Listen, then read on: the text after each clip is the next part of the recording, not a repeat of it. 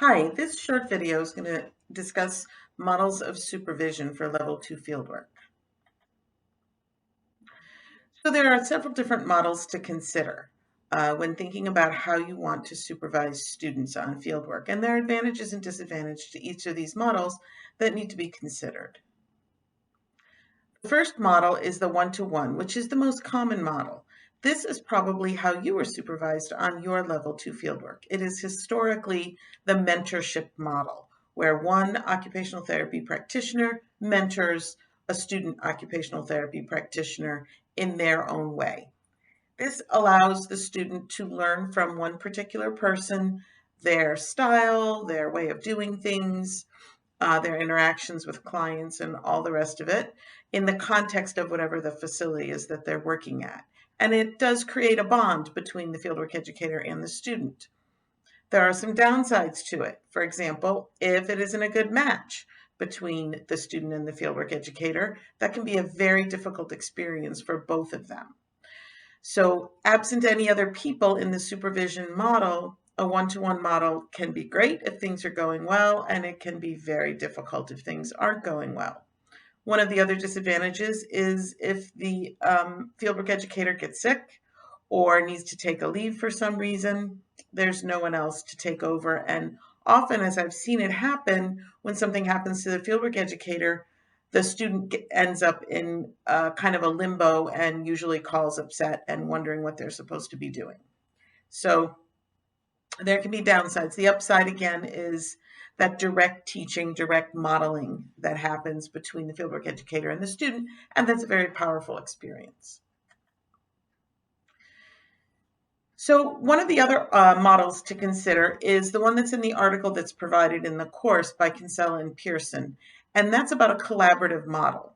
And that has two students collaborating together under the supervision of one fieldwork educator. Now, programs like this one, obviously, because we can place two students with one fieldwork educator, and that makes placement much easier. It really depends on the fieldwork educator if they like this model. This model allows students to collaborate, and the research article shows a great deal of improvement in the students, that they really enjoyed that ability to collaborate. They learned a lot. They pushed each other to move forward faster and further.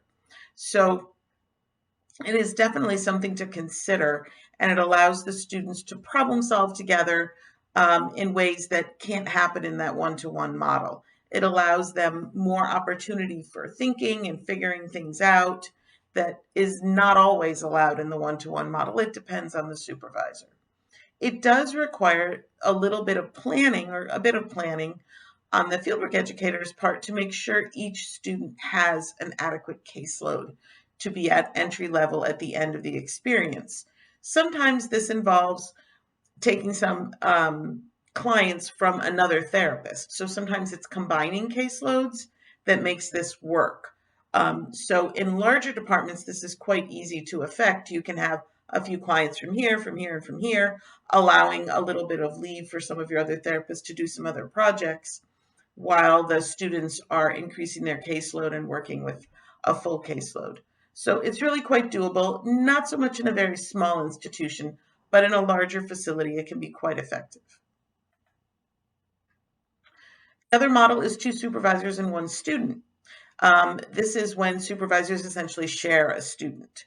And this model can be very effective in allowing the student to see different ways of approaching different situations. One supervisor might be very outgoing, the other one might tend to be more introspective, and that might give the student an idea that, different ways of being are all acceptable as long as the job gets done. It also allows for things like vacations and people being out sick and those sort of things. But mostly what I've heard from students who have been supervised in this model is that they enjoy being able to learn from different people and take things from different people, because they understand that there are different ways of doing things. It does take a little bit more coordination on the part of the supervisors. One usually should take point to do the evaluation at the midterm and at the end. But you want to make sure that both supervisors are giving the same messages to the student about things like timeliness and workload and documentation and all of those sort of things. So you want to make sure that you supervisors are collaborating so that the student receives appropriate information that's not confusing. And the last model is two supervisors and two students working together sort of as a group. This allows the students to collaborate with each other and also to get information from two different kinds of mentors or supervisors.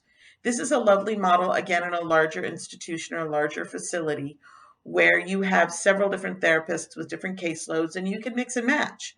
So you can have some people from one supervisor's caseload for one student and part of the other caseload from the other supervisor. This allows for really narrowing in on what each student is interested in and then changing things up so that each student gets lots of different experiences and lots of different input. It can be a lovely model and can allow for a lot of group collaboration and show the student how that collaborative interprofessional sort of relationship works. So that can be a very effective model.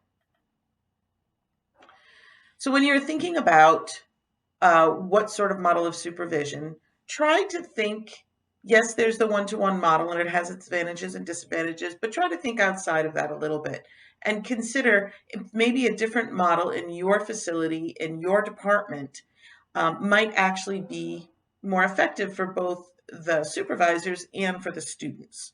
So I would encourage you to consider that. And there's a worksheet in this module that helps you break out the pros and cons from your facility and your departmental perspective and your strengths and weaknesses as a supervisor, what you think would be the most effective models for you.